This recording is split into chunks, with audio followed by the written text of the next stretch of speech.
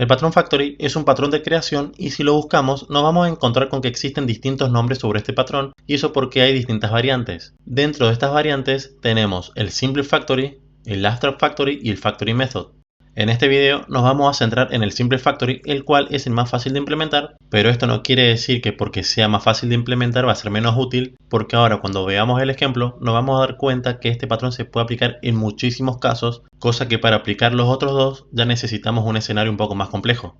El patrón simple factory nos ayuda a crear instancias de otras clases ocultando la complejidad que se necesita para crearlas. Es decir, que no vamos a tener toda nuestra lógica para crear instancias en el controlador, que es como se hace comúnmente, sino que esa parte de creación de instancias la vamos a llevar a otra clase que va a hacer todo el proceso que se necesite para luego devolvernos las instancias y ahí guardar esa instancia o pasársela, por ejemplo, a un repositorio.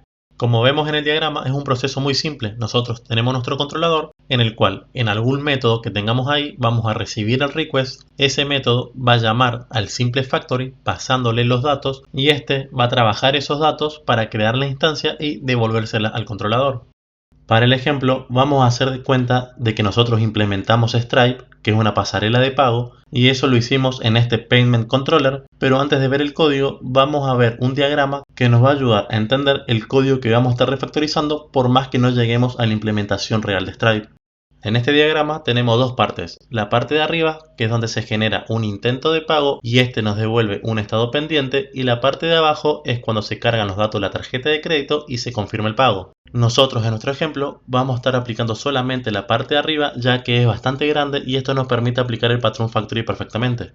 Lo que sería un flujo normal en una pasarela de pago, primero iríamos a la página donde se genera el pago, ahí se manda la información del cliente hacia Stripe, entonces Stripe crea un intento de pago donde este intento de pago se retorna hacia el cliente y como vemos este tiene una clave que es el client secret para que después el cliente pueda operar y así utilizar la tarjeta de crédito y finalizar el pago. Nosotros vamos a estar con esta primera parte, así que ahora vamos al código y vamos a refactorizar con el patrón factory.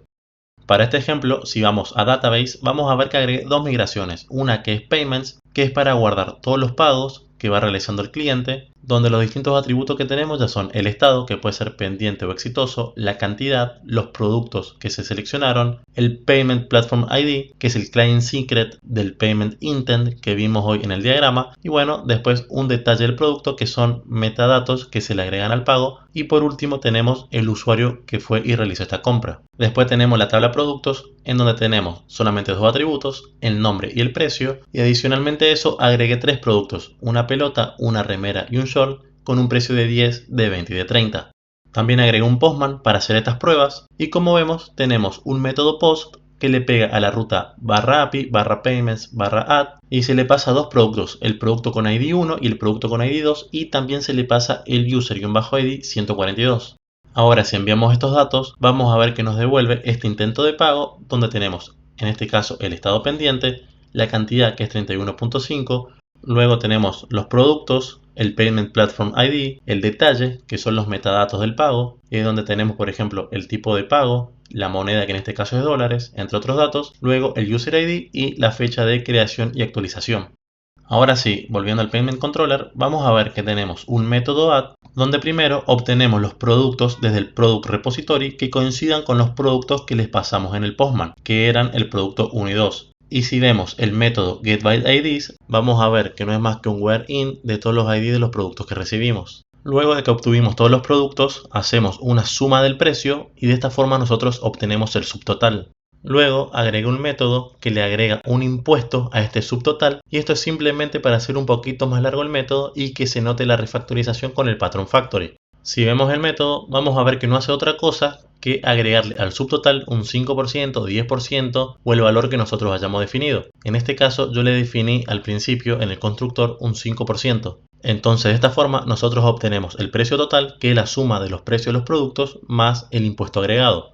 Luego, el próximo paso es agregar los metadatos que nosotros creamos que son convenientes para guardar en Stripe. En mi caso, lo que yo hice fue guardar los nombres de los productos con sus precios, luego agregué el subtotal, cuál fue el impuesto agregado y la suma de estos dos que nos da la cantidad. Entonces ahora voy a imprimir lo que nos devuelve los metadatos para verlo un poquito mejor. Como vemos, no es más que un simple array con información que nosotros necesitamos guardar por si en algún momento necesitamos mostrarla, como por ejemplo en algún mail o en algún otro lado. Luego de los metadatos tenemos un payment service que simula ser la conexión con Stripe, en donde ahí crearíamos el payment intent. Pero si entramos al método vamos a ver que esto lo tengo todo estático para que no se vuelva muy largo. Y como vemos, este payment intent tiene algunos de los datos reales que nos puede devolver Stripe, como el tipo de moneda que se usó, el método de pago, el mail de la persona que hizo la compra y hasta el client secret. Una vez que ya obtenemos el payment intent, lo que hacemos es crear la instancia del payment con los datos que nosotros creamos en la migración. Y una vez que ya tenemos la instancia, lo que hacemos es pasarlo al repositorio para que lo guarde en la base de datos. Si vemos el método getPaymentInstance, lo único que hace es un new payment con los datos que nosotros le pasamos como parámetro. Ahora, como vemos, en este controlador tenemos un solo método, que es el que nosotros llamamos por medio de la API, pero este realiza muchas acciones, llama a otros métodos y el controlador se volvió bastante grande. Imaginémonos si también agregáramos otros métodos que necesitaríamos para utilizar de Stripe. Entonces, en este caso, lo más conveniente como nosotros queremos crear una nueva instancia es utilizar el patrón factory. Para eso vamos a comenzar creando dentro de app una carpeta que sea factories y adentro vamos a crear una clase que se llame payment factory. Lo siguiente va a ser ir al payment controller, copiar todas las variables junto con el constructor, venir al payment factories y pegarlo acá. De todo esto que pegamos, lo único que no vamos a necesitar es el payment repository, que ese se va a encargar el controlador de que una vez que recibe la instancia del payment, se lo va a pasar al repositorio para que lo guarde. Así que lo eliminamos del constructor y también eliminamos la variable definida arriba. Con esto nos quedaría el impuesto, el tipo de moneda, el payment service, que va a obtener el payment intent, y el product repository, que se va a encargar de traer los productos dependiendo de los ID que le pasemos. Ahora vamos a crear un nuevo método y vamos a llamarlo createInstance. Y en este método vamos a recibir un array con los ID de los productos y vamos a decir que vamos a retornar una instancia de tipo payment. Ahora volvemos al controlador y primero vamos a eliminar lo que copiamos anteriormente, dejando solamente el payment repository, tanto como variable como en el constructor. Una vez hecho esto, vamos a agregar al constructor el payment factory y vamos a inicializarlo. Ahora, dentro del método add, vamos a hacer uso del payment factory y vamos a llamar al método createInstance. Y a este le vamos a pasar el request con los products ID. Y a todo este llamado se lo asignamos a una variable que yo le voy a llamar paymentInstance. Ahora lo siguiente es copiar todo el código que tenemos abajo de este llamado al payment factory hasta el llamado que tenemos al payment repository. Una vez cortado el código, este método del controlador nos debe quedar solamente con el llamado al payment factory y luego al payment repository. Entonces ahora volvemos al factory, copiamos todo este código y si subimos un poco tenemos que modificar el request que antes le pasamos al product repository por el parámetro que estamos recibiendo ahora. Una vez modificado esto, lo siguiente que nos queda es copiar los métodos privados que teníamos en el controlador, pasarlos directamente al factory.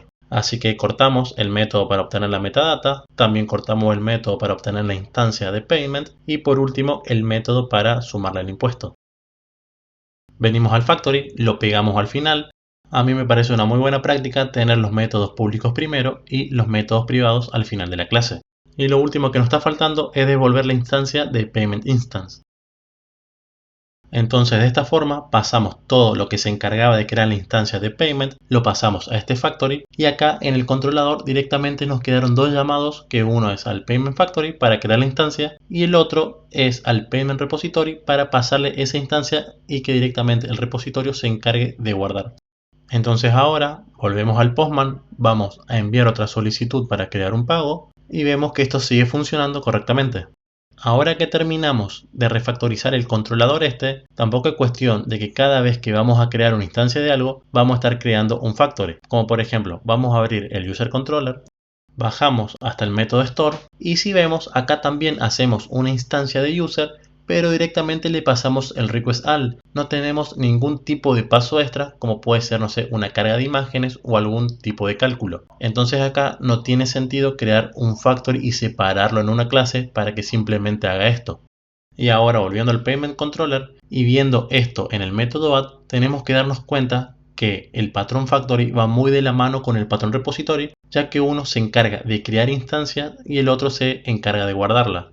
Así que bueno, hasta acá este video de hoy, espero que le haya sido de mucha ayuda y si esto fue así, me serviría muchísimo que me dejes tu like para que este video le llegue a más personas, ya que todo lo que hago es de forma gratuita y la verdad es que esto me ayuda un montón para que yo pueda seguir haciéndolo. Así que finalizando este video, es el quinto que tenemos ya sobre patrones de diseño y tengo pensado seguir agregando más patrones, y si vos tenés alguna técnica de refactorización que quieras ver, déjalo en la caja de comentarios. Y otra cosa para agregar es que siempre dejo el link con acceso al repositorio para que puedan ver el código si no quieren estar escribiendo todo lo que voy haciendo durante el video. Así que gracias por estar ahí, nos vemos en el próximo video.